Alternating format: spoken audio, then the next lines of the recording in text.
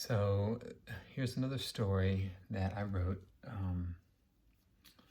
number of years ago now, um, and it was inspired by um, the life of someone near and dear. It's called "The Bear and the Phoenix." Once there was a bear, gentle and strong.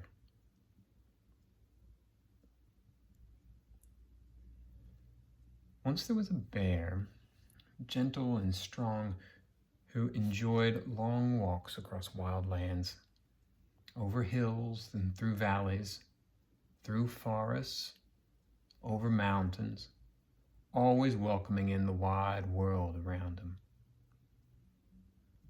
Early one morning, as the bear crested a mountain, he sat and he gazed peacefully at the brightly colored sky, when in a breath he saw rising into the sky a great red bird, whose wings were wide as the wind, and it left a trail of fire behind it. He had never seen a more stunning sight. He watched until the bird was gone, and the trail of fire remained like a tear in the heavens.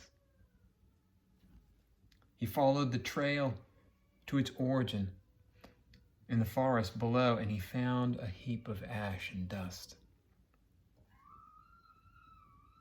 Softly, the sound of weeping drifted from nearby.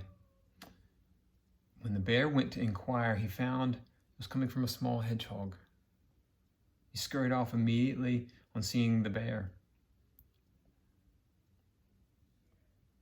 obviously frightened. The bear looked again into the sky and began to follow the trail that the magnificent bird had left.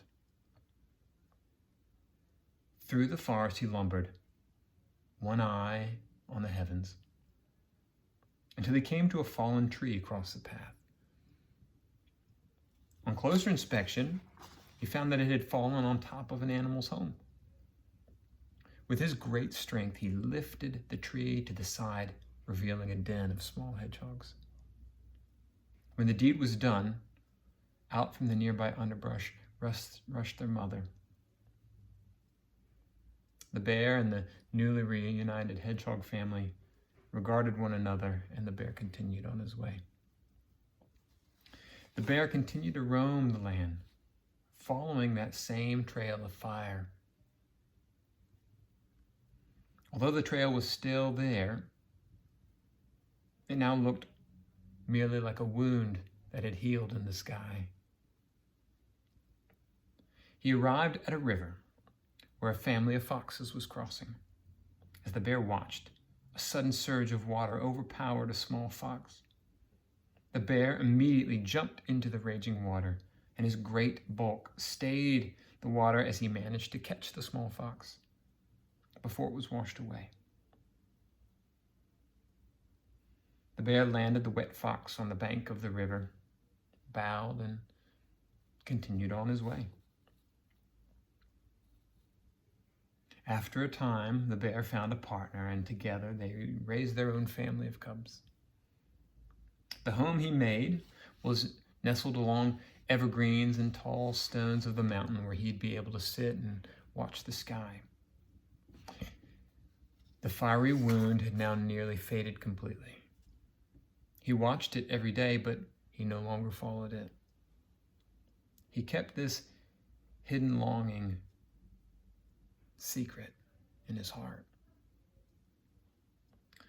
Drought came one year and food was scarce. The bear went without, providing all that he had to his family. And the bear became weak.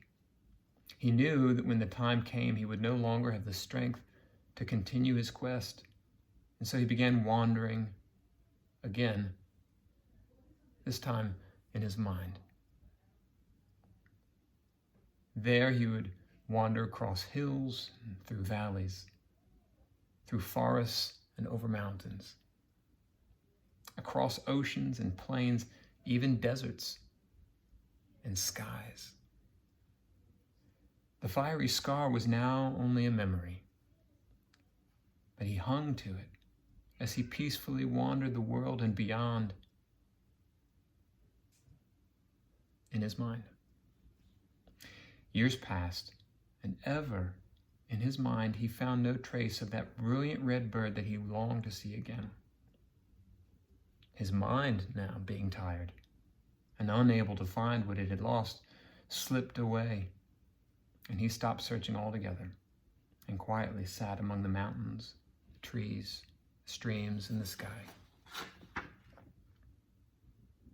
That night, the bear had a dream.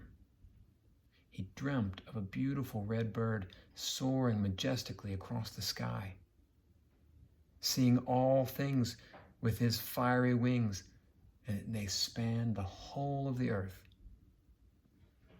In the morning, all that remained was a heap of ash and dust.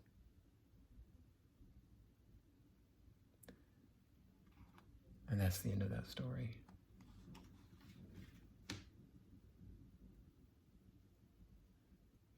I always like the idea that you follow a path that only you know is there, and you just don't know where it's going to lead. And just follow it however you can, wherever you can. All right, hope you enjoyed. Stay well.